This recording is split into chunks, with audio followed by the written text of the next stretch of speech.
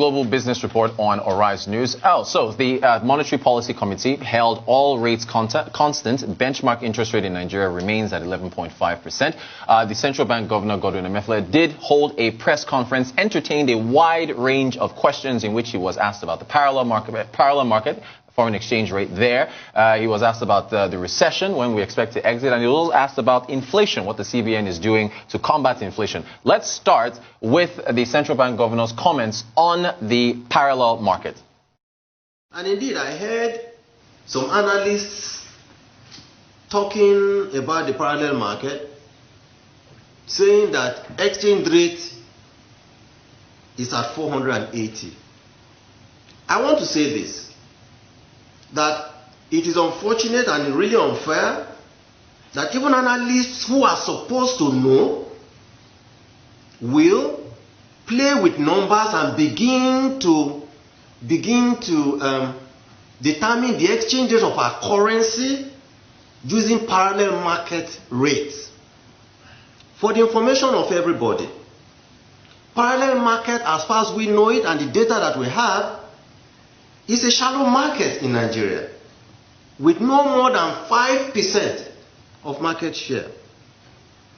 Parallel market, and quote me, is a tainted market in Nigeria where people who desire to deal in illegal foreign exchange transactions, including sourcing of FX cash for purpose of offering bribes, corruption, that is where they deal.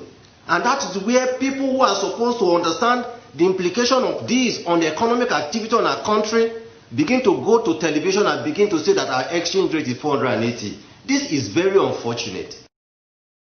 All right, we have Arise business analyst Chika Mbonu with us here. Chika, you're very welcome. Good morning to you, sir. Morning. All right, Chika, morning. So there's been lots of talk in the business community about the Central Bank Governor's comments. We'll get to the others there, but I want to get your reaction on the parallel markets. Let me start this way. And I could see, I started sympathizing with him because he reminded me of my father, who was a primary school teacher. Yes. In those young days, when he was trying to tell us that, trying to convince us, me and the kid, and my siblings, that eating sausage and bacon and Quaker oats was not, like our neighbor children were eating, was not good for us. Just instead of telling us that he couldn't afford them.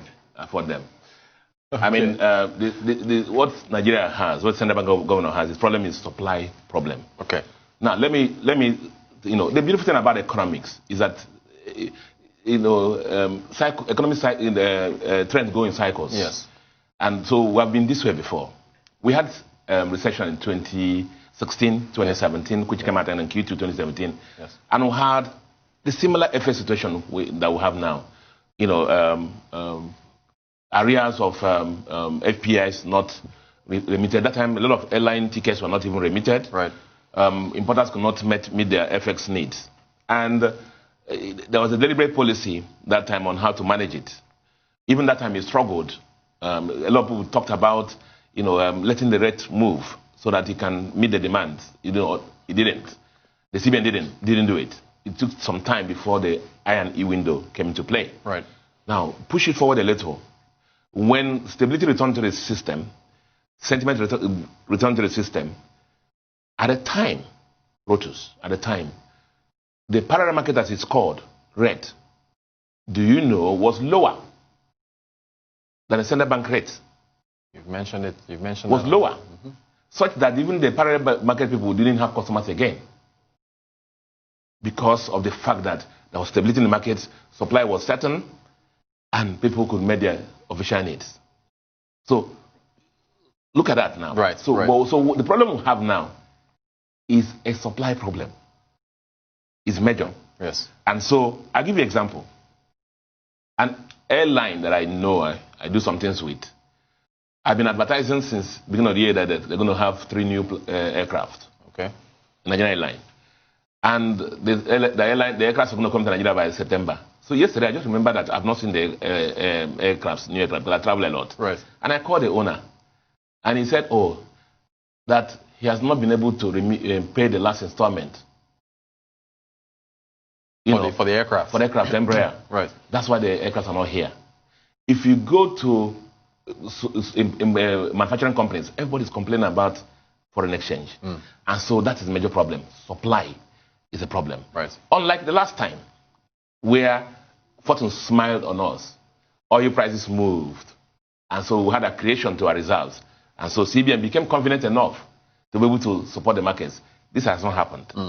Do recall that oil prices at the time came down to below almost $10, and then have been moving up a little, struggling around $40 per barrel now. And we're hoping that it moved to $60. So CBN will have some cushion there to fund the market. That has not happened. And so do recall also that even before COVID came, our reserves were also falling. So our problem is not really caused by COVID. We had issues with foreign exchange reserve before now. Right. Now, but so that I don't dwell so much on this FX thing. Right. Let me just put it there. Look at it this way. Yes. My cousin is washing dead bodies in New York. That's what he's doing. You know, the work he's doing. So trying to save money, $1,000 every month to send back to Nigeria. So he sends it back to Nigeria here. There are two markets. One is 380 and one is 480. Where do you think he's going to change the money? He's going to want to go to the higher so price whether markets. the CBN governor likes it or not, that's the reality. So it's not to say that it's for crooks and criminals that are going to the market. That's not completely correct. Because there are people, you cannot meet the needs in the formal market. There are mandatory payments. If I have a medical challenge now that requires $1 million, is the CBN going to give it to me? I'm going to leave. Right. So there are legitimate demands that are looking for outlets for that. Right. So inflows coming to Nigeria. Remember, we have, whether it's Indonesia or China or whatever, we have so many Nigerians there. Usually they bring the money through the International Money Organization, IMOs, yes, Western Union and so on as MoneyGram. But what rate do they get? 3 official rates. But they know that if you need money to alternative market, what do they get? 480. What will you do? Right. But Chika, is that good? And thank you for the explanation. Very well put, very illustrative. Is there not something to be said that there are speculators on the parallel markets that are driving the rate upwards? There are speculators. Okay. Can you? Let me talk about speculation. Yes. Now, there's so much naira in the system. Recall? Yes. Yeah. Because of the investment outlets are limited. Inflation is also a problem. Right. So if you're holding naira, what happens? It's weakening every day. Right. So you can't invest in treasury bills because the rate is almost zero. Right. There are no other investment outlets you do. So what do? You probably look at FX. So you're looking for preserving assets. Right. So a lot of Nigerians are also moving what? The naira to what? The foreign exchange. Some people are investing in euro bonds even at 8.5%. Because local rates are at what? 0, almost zero. Right. See, let me tell you something. Capitalism is brutal. It doesn't respond to sentiments or the feelings of the central bank governor. That's the reality. I'm not saying that there are no people who do illegal things on that. But I'm saying that let me even end there so that you will look at other issues. Yes. The CBN government may not want to hear this, but most of the transactions on the SMEs are priced at the alternative market. Okay. Did you hear what I said? I did. Most of the transactions, the Dangotes, the MTNs and whatever, can be focused on the official market. Yes. But most of the SMEs, whether they're buying raw materials and so on and so forth, right, they are and pricing their goods for sale. They reference the parallel market. If the central bank governor, I'm going to finish now. Yes. Central bank governor wants that reference, this focus on free market to end. Let him supply the market. I do want to touch on something you said about COVID, Chika. With COVID, I mean, you crashed oil prices. You know, there was an impact though from COVID. I'm not saying that. Okay. Well, I just wanted to establish COVID, that we of course. I'm just saying that before COVID came to play, some issues. You and me have been on this program talking about that. Every time our results were falling. Right. And even CBN governor one time, remember, before COVID, he said that he will not depreciate until our currency falls below reserve falls below $13 billion. Right. Or I think reference point of $40 per barrel. You know, there were issues. Some parameters. There were issues before COVID. Right. But COVID still had an impact. COVID had an impact. I'm not saying that. And so I say that if the central governor wants the discussion about free market rates not to continue, let him fund the formal market. No. Sufficient supply. Right. Because as I told you before, in 2017, 2018, we had issue like this. And he funded the formal market. And at the time, the parallel market rates were even lower than the official market. Well, oil prices have a lot to play with that, Abi. Oil prices. All right, thank you for that, Chika. Always a pleasure having you. Let's look at inflation. He also talked about inflation. Let's listen to what the governor said about inflation. Well, you've heard everything that we're doing. But at this time, we felt, Monetary Policy Committee felt, yes, there are issues, growth, exchange rate, inflation, because interest rate is somewhat moderated. But we decided to, Monetary Policy felt that we should be looking more at exiting the recession. So, what do we do to exit the recession is what was the main focus at this. And then to address the inflation side, we said it is better for us to look at attacking inflation from the supply side. Supply side how? Offer low interest rate to people. Offer low interest rate to corporates. Offer low interest rate to small businesses. So they can go to work. So they can employ people.